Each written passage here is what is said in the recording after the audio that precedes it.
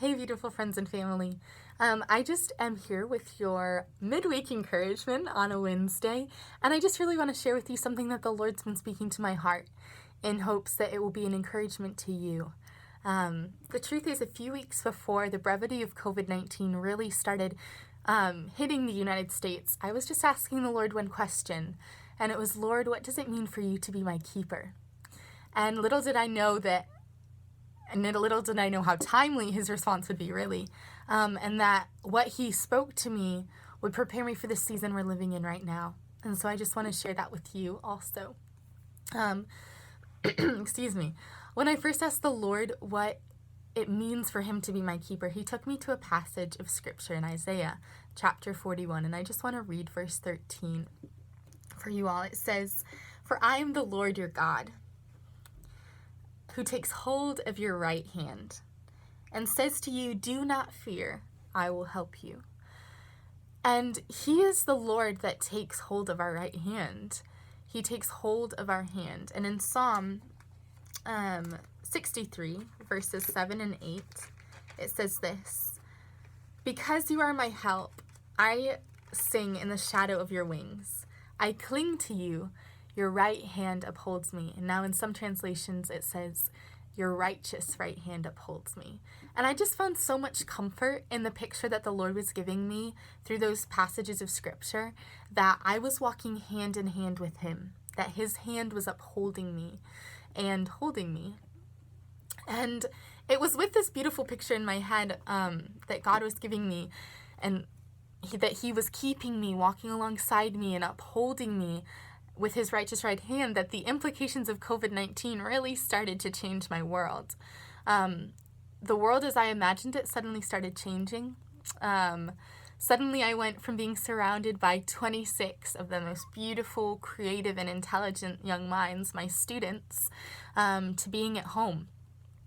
Quickly, my university coursework was transferred online, and the vision I had for my senior year, the way I had imagined it, the hard work I had put in to see it a certain way, was quickly disappearing before my own eyes. And the reality was that I was just stuck in this mixture of emotions, of uncertainty and unknown, of sadness, and really disbelief. I couldn't believe that, this was my new reality. And for many of us, the wake of COVID-19 feels like this. For some of you, it might be the uncertainty of income, of being able to support your families.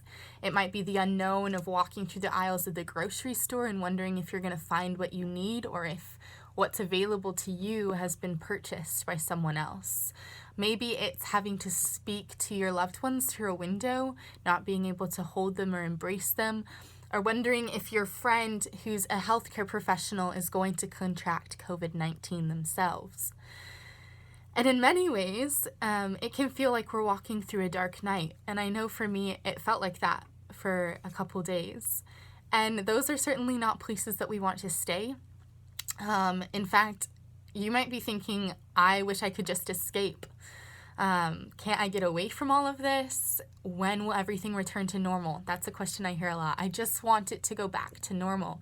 And finding contentedness in the present feels impossible.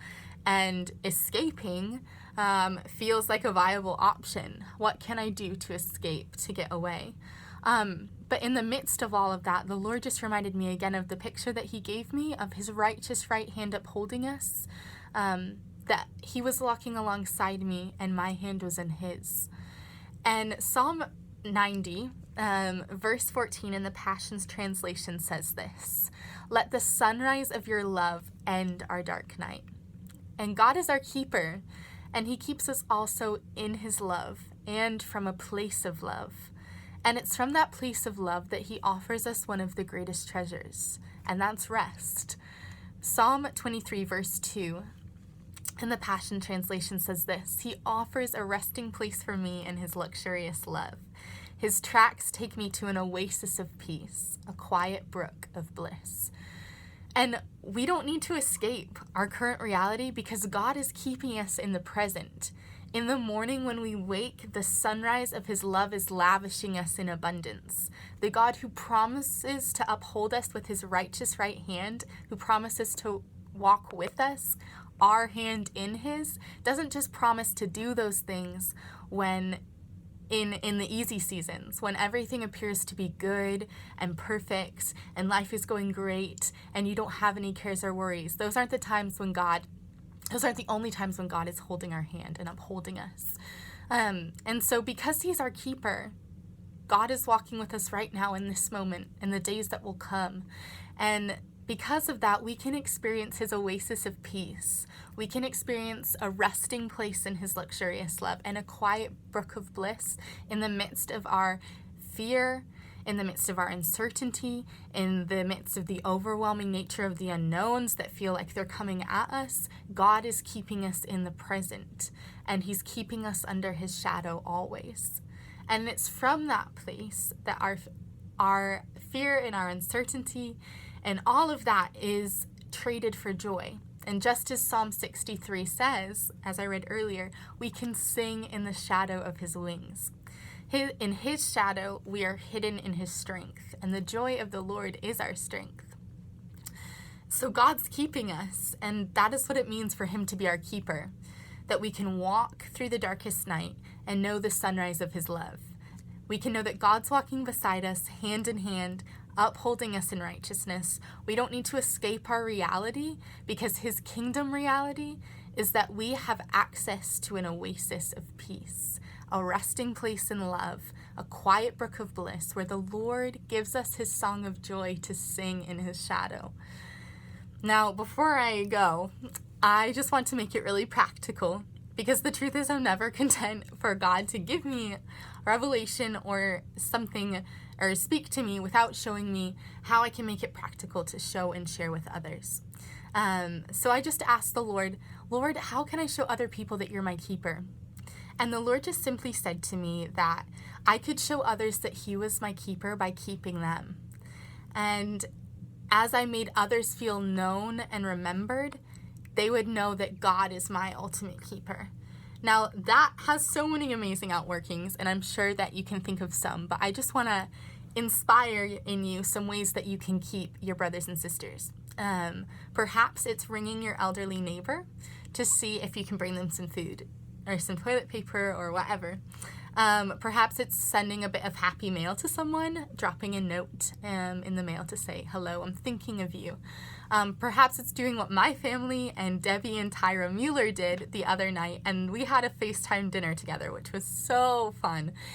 Perhaps it's just texting or calling a friend. Perhaps it is posting encouragement on Facebook or Instagram or Twitter. But we must let others know that we're keeping them. And the beautiful thing is that as we keep others, we're drawing from a well of resources that from a Father that's keeping us.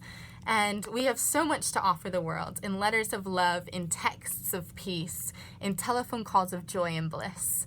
This is how we communicate to the world around us that God is our keeper, because they see us keeping one another, keeping up on one another, and it will point back to him. So be blessed today. Know that the Lord is your keeper. He's walking beside you. Your Father is holding your hand.